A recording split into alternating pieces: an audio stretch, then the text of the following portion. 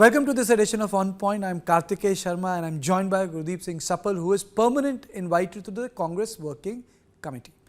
Gurdeep, thank you so much for making time for News9. And let me begin this conversation by asking you, the protest which is taking place in Delhi has three constituents. One is Mr. Wangchuk, who has ended the fast. Another is Cockroach Janata Party, which wants Dharmendra Pradhan's resignation.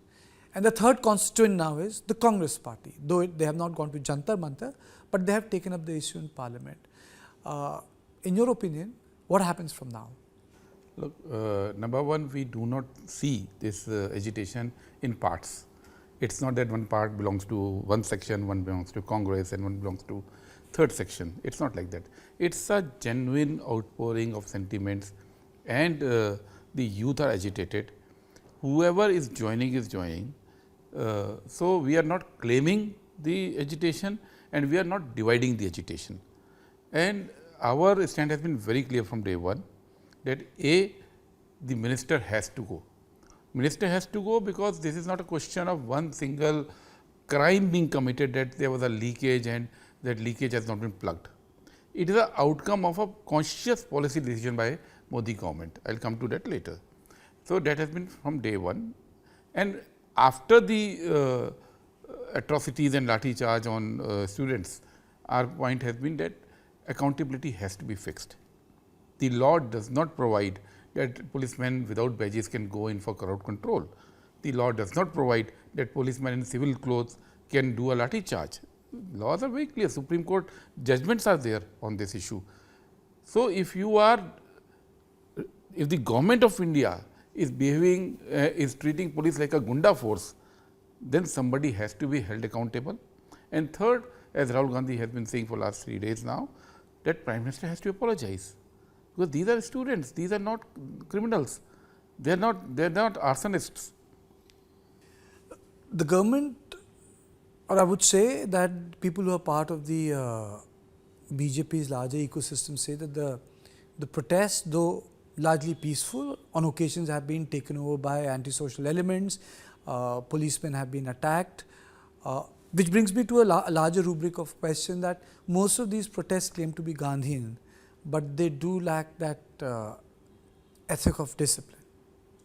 Well, number one of the biggest outcome of this paper leak has been the leakage of BJP ecosystem. You go to the houses of BJP supporters, the parents are supporting Modi, the children are not. The ecosystem is not a unified monolithic ecosystem which was designed by social media, where everybody was living in a silo, in a bubble. Those bubbles have burst. The same families now have kids, same families now have youth who are not agreeing to what propaganda is being poured out on television. They do not watch television. They have their own understanding. And these are kids who are facing that their future is dark. They are not agreeing to any promises made out by BJP ecosystem via their parents also. Forget about Prime Minister, forget about the ministers. They are not believing what even their parents are saying, because they are watching that there is a drop in people going to colleges. The latest survey on higher education has come out. It has come out 2 years, it is a delayed survey by 2 years. It shows that throughout India, for the first time, there has been a drop in admissions to undergraduate courses. There is a drop in people who are completing their courses. People who are completing are not getting jobs. The last survey was there which showed that out of 4 crore 33 lakh who went for a higher education, only 80 lakhs, that is 20% got the job, and this includes gig workers. So, those people are not. So, their ecosystem is leaking, the ecosystem has burst, and these kids are now fighting for their own rights. Now, kids are not supposed to understand Gandhi. They have understanding Gandhi comes with experience. It does not come through books. B, Gandhi they may not understand, but that spirit of Gandhi is somehow imbibed in the Indian consciousness. So, once they go out, they understand what Gandhi did subconsciously. So, they have ensured that this is a movement of non-cooperation with the government. It is a movement of non-violence. You said yes, some people may have crept in, but we all know that BJP is adept in ensuring that every movement is defamed, every movement is infiltrated. They have been doing it for past 100 years now, their organization. So, that is nothing new. But the students, but the youngsters, despite not having studied Gandhi ever, have been using Gandhian techniques. You know, it's very funny. You know, Gandhi is such a berated figure, criticized. Today, Ambedkar enjoys far more heavier political currency than Gandhi. But when it comes to any protest to be organized against any government, it has to acquire that moral arc. The people desire that moral arc of Gandhi. Ambedkar's revolt was against the caste system. He used his entire intelligence, his entire education, his leadership quality to have a India where there is equality. So, people who have been on the wrong side of the caste system are his natural followers, because they see that he has delivered what several other social movements over 2000 years could not deliver. So, there is a god-like devotion towards Ambedkar now. Gandhi does not have a god-like devotion. What Gandhi's greatest success was that he gave a language of protest to common people ki you may be the weakest or you may be the privileged, but there is a way of coming together. Gandhi's method is not about single person doing anything. It is not that Gandhi will lie down in fasting and change will come. Gandhi is all about masses, and Gandhi has taught this world that when masses come together, it's like the old Panchatantra कहानी की छोटी छोटी टहनियों को तोड़ सकते हैं और सब इकट्ठी करके बंडल में आप तोड़ के दिखाइए. That wisdom has been distilled into Gandhi's ways and found way into the subconsciousness of this country, that we might be weak alone, but we are not the sole hero. We come together and we use those techniques, that if we are not doing any violence, why should the state bring violence on us? If we have to fight the government, then there is a corrective way of non-cooperation with the government, and this is what is ingrained now. Okay, Gurdeep, tell me one thing. How do you find this current Gen Z young protest which is taking place in Jantar Mantar from the one which Anna Hazare did in? Well, I will not stop at Anna Hazare, but I will start with Anna Hazare. Anna Hazare's movement was largely organized by RSS from behind the scenes, and now all the protagonists of that movement have themselves come on record and accepted it. It was an organized movement. The current movement is not organized by anybody. It is a movement which has come together on social media, and this is not the first time. We go to late 60s and 70s in this world. The entire world was up in arms, agitated in student movements then, all that Beatles era and all that Dam Maro Dam era. So, there have been student protests in various decades, and every student protest is like this only. They are people, they may call them they are disrespectful. No, they do not care about the power, they do not care about hierarchies, they do not care about your protocols. They throw them away. They threw them away in 60s, in 70s, and they are throwing it away now. And second thing, this is the first movement which has come out of AI era, and this is for the first time the world is witnessing that how AI can generate a movement, because all the content is being generated through AI. Earlier BJP had done a very it had taken a full control of content creation on social media, because content creation was always a resource rich job. You have to hire professionals, you have to hire script writers, you have to hire researchers, you have to hire actors, you have to hire musicians, singers, and then the content was produced through large team. Suddenly this year, after the AI revolution has happened, and last chapter was in May, which is just 3 months back. Suddenly creating a song, creating a slogan, creating a video is just a matter of 2 minutes, and this generation knows it. So, this is a movement which does not require resources. But how can you so sure that it does not have outside actors, you know? No. When I went, I am not saw saying ISA posters. No, I am not saying outside actors. I am saying this is a movement, first movement which is not requiring any resources, because the need for resources on 2 counts. One is to create content so that people can bring together, and propaganda. That is taken care of through AI and social media. In other is sustenance, food, and that is coming through gig economy. People are ordering from Mumbai to deliver 100 samosas at Jantar Mantar. This is something new which technology has enabled. So, in last 15 years, the technology was enabling far right movements throughout the world, because the social media technology was that everybody lives in a silo. You get to hear only your like-minded people, and your views create some enemies and rumor mongering. This was the structure. Suddenly this year, this technologically this structure has broken down, and this generation has picked it up without even knowing what they are doing, but they are aware of what is happening. And suddenly you see a huge content generation. No BJP, no IT cell can match this amount of content creation which is coming out for free on AI. Are you saying that this is a natural disruption? But where does it leave a traditional actor like Congress party? Well, every party has to learn this medium. You cannot be behind the technology curve. That is one thing.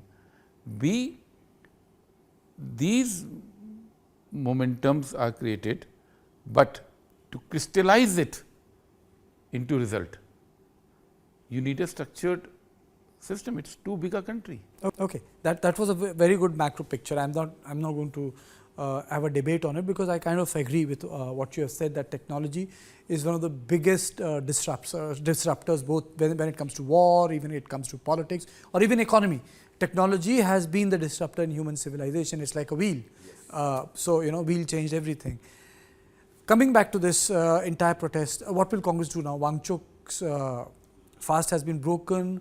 Wangchuk's wife has been saying that, you know, Mr. Gandhi should have come to Jantar Mantar. Though she also criticized BJP about, you know, its position on nationalism. But where is Congress party now? What will you do in Parliament? We do not see the protests through the prism of Mr. Sonam Wangchuk. We have always considered him to be a person who has been innovative, who has sincerely been involved in social and technical projects, and he has a line of achievements behind him. So, you do not question him. Issue is the reality which he himself accepted in one of the interviews, that he was asked by Ladakh LG to go and meet CJP people and plan the agitation. So, there is a element of LG Ladakh coming into it, but that apart, the movement is of people. Even before CJP. Why did you say? What am I supposed to make of it, that LG Ladakh asking Mr. Wangchuk to? No, it is not my word. This is Mr. Wangchuk on record from Jantar Mantar to Indian Express on video. So, this is not my this thing. What we are thinking, we are cognizant of this fact, but we are ignoring this fact, because this is not a movement which is limited to one person. This is a movement of students across the country who are joined together, not through an organization, not through a leader, but through a common cause. So, that is why we are not dividing this sentiment into various segments. Now, this is a genuine movement of the youth. Congress party, because of two reasons. One reason is that Rahul Gandhi was the first one to come against paper leak. He spoke about it in Parliament 2 years back. Government did not do anything. He again came up, he went to Kota, raised the awareness, and that awareness had a role in crystallizing this movement in way. And our youth organizations, our student organizations have been protesting over more than 100 cities for last 2 months now. So, that is one part of it. Second part was that this is a spontaneous movement. Rahul Gandhi, Congress Party, NSUI, Youth Congress did their own part as a political organization. That cannot be wished away.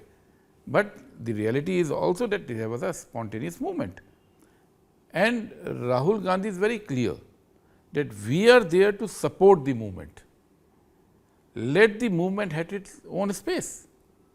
So, he goes to Prime Minister's house, sits there, he is mishandled, manhandled, he does not buckle down.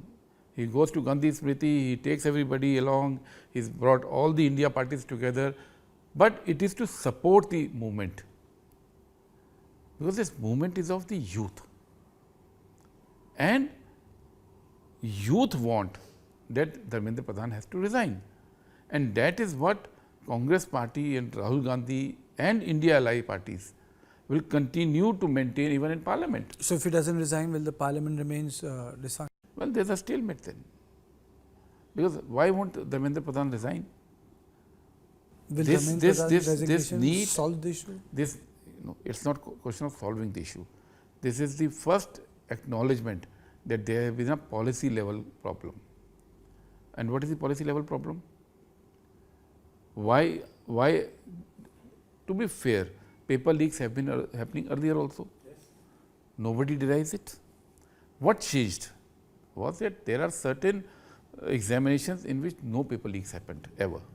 Like you have never heard of a UPSC paper leaking. You have never heard of a SSC paper leaking.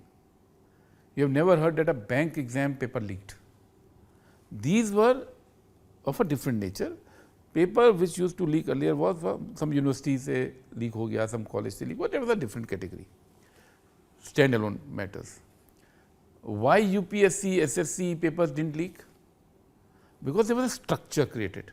UPSC is a constitutional body. Its entire workforce is a permanent workforce. Everything it does is in-house. Yes. It has its own institutional memory, institutional wisdom, institutional knowledge. They bring about the best of the people to ensure that the results, the examinations are conducted in the most professional way. SSC is a statutory body made after an act. It also has stable events. But when NTA was made, the recommendation was to make it a statutory body like SSC. But Modi government decided, and the recommendation was not by any political group. There was a committee of all the IIT directors, Professor Acharya committee, who recommended this. This committee's recommendation was ignored, and NTA was created as a society.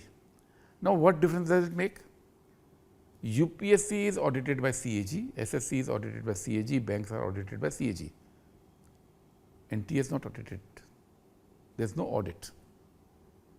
It does not have permanent employees, maybe a few number. So, everything it does, be it paper setting, be it paper checking, be it transportation of the paper, data management, center location, it is all done on contracts, thekedari vyavastha hai. And when a sensitive thing like examination for 22 lakh or 25 lakh people is done on theka, you cannot plug the leak. You cannot. And they created this thekedari model to give contracts to their own people, to their friends. So, it is a policy decision, and when you are supervising a wrong policy decision, you have to be accountable for that. That is where Dharmendra Pradhan has to go. Okay. You know, when I talk to a lot of children, they said, you know, this is a apolitical movement. But when I asked, you know, everything you ask for is political. There is a dichotomy, but that's okay. It's not for children to answer that. It's something for me as a journalist to understand. No, there is no dichotomy in this. Let me ask you the question. So my question is, it is a pure play political movement. There is nothing apolitical about it. They are asking for Dharmendra Pradhan's resignation. I will tell you, one of the biggest success of RSS project in this country has been to say that politics is bad. They have been on this project for decades now. They do politics, but they try to portray that politics is a bad thing. Because once you say that politics is bad, then automatically democracy has no place. Because democracy survives not because of politicians. Democracy survives because people want to be political, people want to have a political say, and that is why they want democracy. Democracy is a product of people, it is not a product of politicians. But RSS has been successful in establishing among masses that the democracy is to make somebody CM, somebody PM, somebody minister, somebody MLA. ये तुम्हारे लिए नहीं है, ये तो मंत्री बनने के लिए, मुख्यमंत्री बनने के लिए. पर आपके लीडर ऑफ ऑपोजिशन ने भी तो एक बार बोला था जयपुर में. I'll come to Power that. is poison. I'll come to that. I'll answer to that also. Sure. So RSS has tried to delegitimize politics because they do not believe in democracy. They are in democratic system because Congress hegemony gave democracy in 1950, and to get to power they had to follow that route. But their plan is very clear since 1925, they do not believe in democracy. So how to do away with democracy is to delegitimize democracy, is to delegitimize politics and say everything political is wrong. Gurdeep, I think 2011 Hazare was the only time when a political protest was able to eat into legitimacy and erode the party in power, its legitimacy. But in last couple of years, the protests have become decoupled from electoral results. I first I refute this idea that Anna movement was the only one. In every 10 to 15 years, first Lok Sabha was in 52, 67 agitations were there and the coalition governments came, some with governments. 77 again agitation, JP was there, the government went away. 87 it was around Bofors and everything changed. After 97 there was a small period of lull because new players came in, many people became, and then it was 12 Anna movement. So every 10 to 15 years when a new generation comes up, there has been a agitation in this country which has swept away the power. Okay. So that's one thing. Now what was your second question? My second question was that these protests are decoupled from electoral outcomes. Farm law did not have any impact in what happened in Haryana. Here also I differ. Western Uttar Pradesh. I differ. You can differ. Because there were protests during NDA 2 and because there was a parallel propaganda that Modi is invincible.